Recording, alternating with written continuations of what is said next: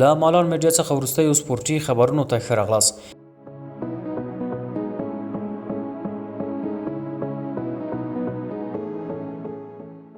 د غزنی په قره باغ ولسوالۍ کې د لوی اختر په مناسبت ورزشي نندارتونونه ترسره شول.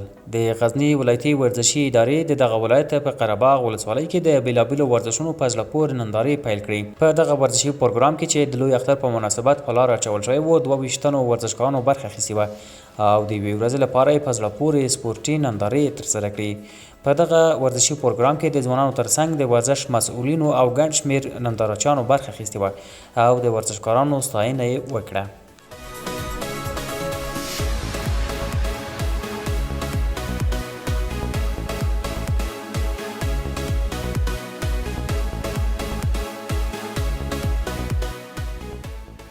د پکتیکا ولایت په اورګون ولسوالۍ کې د شهیدانو لوبغالي د کمیټې له لوري د 50 لوبډلو ترمنځ د فوټبال سیالۍ چې څه موده وړاندې پیل شوې وې د نوجوانان قریه جاني لوبډلې په اتلولۍ پای ته ورسېدې.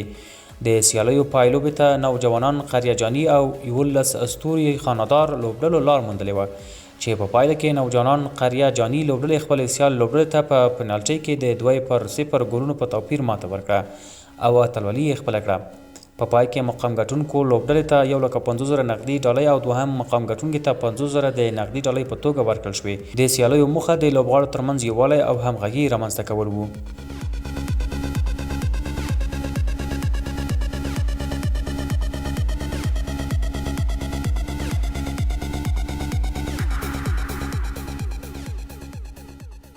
د میدان وردګ ولایت د بدني روزنه ورزش امریت او سید آباد ولسوالۍ د ورزشي کمیټې په همکارۍ په حیدرخیلو کلي کې د ټیپ بال کرکټ اختریز سیالۍ د غازی محمد جان خان لوبډلې په بریا پای ته ورسېدې.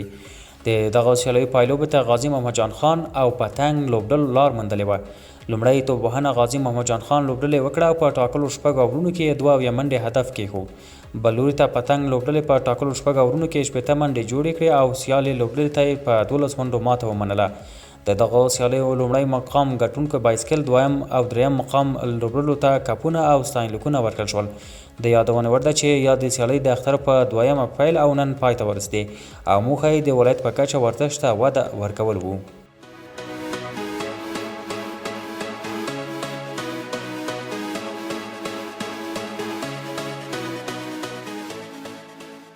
د بادغیس ولایت د فوټبال فدراسیون د ورزشي ادارې په همکارۍ د دې میدان د جوړولو سیالۍ څه باندې 2 میاشتې مخکې په قادس شریف ولسوالۍ کې د 10 ټیمونو په ګډون پیل کړې وې چې پرون د باختر د ټیم په بریا پای ته ورسېدې.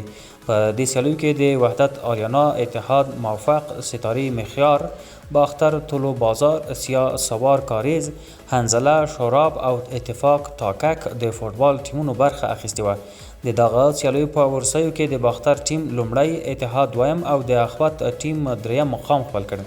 په پای کې د سیالیو د مسؤلینو لخوا د سیالیو په ګټونکو ټیمونو او غوره لوبغاړو ته ستاینلیکونه او میډالونه ورکړل شول.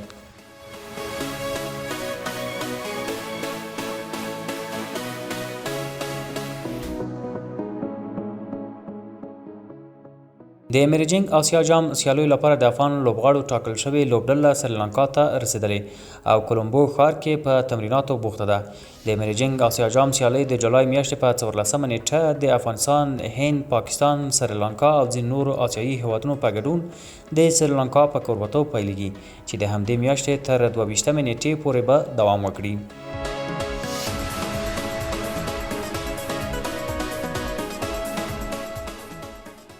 د افغانستان کرکټ ملي لوبډله نن د افغانستان په وخت ماسپښین 12 بجې بنگلادیش سره د 50 اوریزو لوبلړۍ په لومړۍ لوبه کې د سیالۍ ډګر ته ښکته کیږي.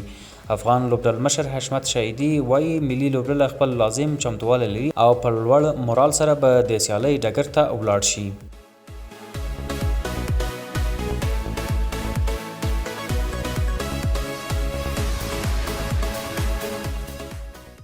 او د رسنیو د راپورونو له مخې بارسلونا په رسمي توګه د انګو مارتینز د سپارلو اعلان د 2 کلن تړون سره وکړ.